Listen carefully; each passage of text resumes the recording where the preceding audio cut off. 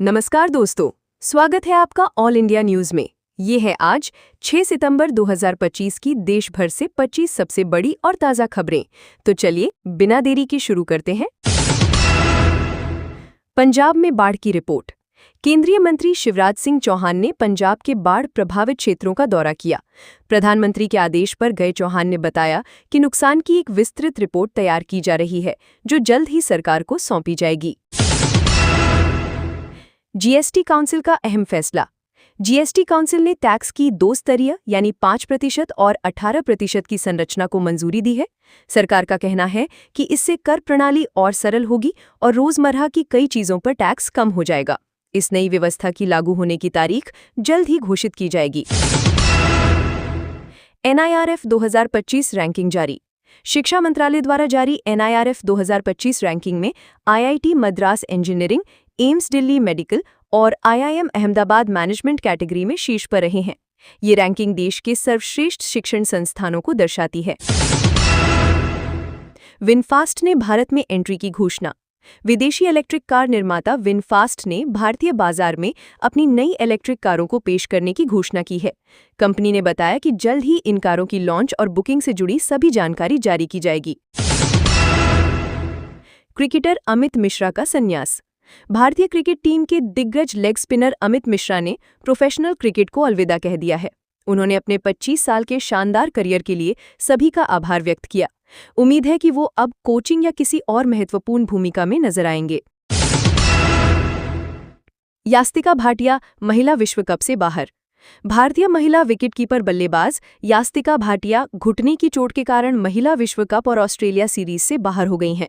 उनकी जगह युवा खिलाड़ी उमा छेत्री को टीम में शामिल किया गया है। मिजोरम में ऐतिहासिक रेल प्रोजेक्ट। मिजोरम में बन रहा बायराबी साइरांग रेलवे लाइन प्रोजेक्ट अब पूरा होने वाला है। इस लाइन में 48 सुरंगें और 142 पुल हैं, जो आइजॉल को सिलचर से केवल 3 घंटे में जोड़ देगा। इसका उद्घाटन जल्द ही प्रधानमंत्री द्वारा किया जाएगा। जोधपुर दिल्ली के लिए नई वंदे भारत एक्सप्रेस। जोधपुर से दिल्ली के लिए एक नई वंदे भारत एक्सप्रेस लाइन की घोषणा की गई है।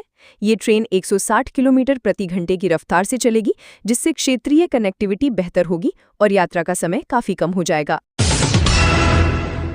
भारत रूस से कच्चा तेल खरीदता रहेगा। वित्त मंत्री ने साफ किया है कि भारत अपने आर्थिक हितों को ध्यान में रखते हुए रूस से कच्चा तेल खरीदता रहेगा। इसके साथ ही सरकार अमेरिकी टैरिफ से प्रभावित निर्यातकों को राहत पैकेज देने पर भी काम कर रही है। दिल्ली NCR में यमुना का जलस्तर बढ़ा। दिल्ली NCR में यमुना नदी का जलस्तर एक बार फिर खतरे के निशान से ऊपर पहुंच गया है। मौसम विभाग ने येलो अलर्ट जारी किया है। सरकारी राहत शिविर और बचाव कार्य चालू हैं और लोगों से सतर्क रहने की अपील की गई है। महाराष्ट्र में फसल को नुकसान। अगस्त में महाराष्ट्र में हुई भारी बारिश के कारण खरीफ की फसलों को बहुत बड़ा नुकसान हुआ है। एक रिपोर्ट के मुताबिक करीब 14 लाख हेक्टेयर तक की फसलें नष्ट हो गई हैं। राज्य के कृषि मंत्री ने नुकसान का आंकलन किया है। राष्ट्रपति ने शिक्षकों को किया सम्मानित। राष्ट्रपति द्रौपदी मुर्मू ने विज्ञान भवन में आयोजित नेशनल टीचर्स अवार्ड्स 2025 में 45 से ज्यादा शिक्षकों को सम्मानित किया। ये सम्मान शिक्षक दिवस समारोह के मौके पर दिया गया। थाईलैंड को मिला नया पीएम। थाईलैंड की संसद ने अनुतिम चारवारीकुल को देश का नया प्रधानमंत्री चुन लिया है। पिछले 2 सालों में ये तीसरा नेतृत्व परिवर्तन है, जो एशियाई राजनीतिक परिदृश्य में एक बड़ा अपडेट है। पीएम मोदी की यूरोपीय संघ के नेताओं से बात। प्रधानमंत्री नरेंद्र मोदी ने यूरोपीय संघ के शीर्ष नेताओं से फोन पर बातचीत की है। दोनों पक्षों में भारत यूरोपीय संघ के मुक्त व्यापार समझौते को जल्द से जल्द पूरा करने और यूक्रेन की स्थिति पर भी चर्चा की है।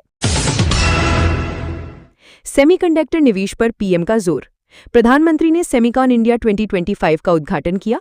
इस मौके पर उन्होंने भारत में सेमीकंडक्टर निवेश को तेज करने की बात कही और देश को मिश्रित टेक और निवेश रणनीतियों पर काम करने का संदेश दिया। नासा इसरो सैटेलाइट मिशन की रिपोर्ट। नासा और इसरो की संयुक्त निसार सैटेलाइट मिशन की चेकआउट रिपोर्ट सकारात्मक पाई गई है। ये मिशन जल्द ही अपना वैज्ञानिक कार्य शुरू कर देगा। इसरो ने चंद्रयान 3 के डेटा के इस्तेमाल के लिए वैज्ञानिकों से प्रस्ताव भी मांगे हैं। स्कूलों में छुट्टियों का अपडेट। कई राज्यों में ईद-ए-मिलाद और ओणम जैसे त्योहारों के कारण स्कूलों में छुट्टियां रही हैं। जम्मू कश्मीर और पंजाब सहित कुछ इलाकों में 5 से 6 सितंबर तक स्कूल बंद रहे। बिहार में एनडीए में सीट बंटवारे पर खींचतान। बिहार में राष्ट्रीय गठबंधन के भीतर सीट बंटवारे को लेकर खींचतान जारी है। जेडीयू ने बीजेपी से कम एक सीट ज्यादा की मांग की है, जिससे चुनावी रणनीतियों में हलचल पैदा हुई है। शेयर बाजार में हलचल। जीएसटी सुधारों की उम्मीद के चलते सेंसेक्स और निफ्टी में उतार चढ़ाव देखने को मिला। ऑटो क्षेत्र को फायदा हुआ, जबकि आईटी और कंज्यूमर शेयरों में बिकवाली रही, जिससे बाजार लगभग सामान्य स्थिति में रहा। शैक्षिक कार्यक्रमों में बदलाव। एनआईआरएफ रैंकिंग, शिक्षक पुरस्कार समारोह और स्कूलों की छुट्टियों के कारण शैक्षिक कार्यक्रमों में कुछ बदलाव हुए हैं। इस संबंध में शिक्षा मंत्रालय ने एक प्रेस कॉन्फ्रेंस करके पूरी जानकारी दी। तो दोस्तों, ये थी आज 6 सितंबर 2025 की 25 सबसे बड़ी और ताज़ा खबरें सिर्फ ऑल इंडिया न्यूज़ पर। अगर आपको ये जानकारी पसंद आई हो तो वीडियो को लाइक करें, चैनल को सब्सक्राइब करें और बेल आइकन दबाना ना भूलें, ताकि आपको हर दिन की ताज़ा खबरें सबसे पहले मिलें। फिर मिलेंगे कल की बड़ी खबरों के साथ। तब तक के लिए नमस्कार, खुश रहें और सुरक्षित रहें।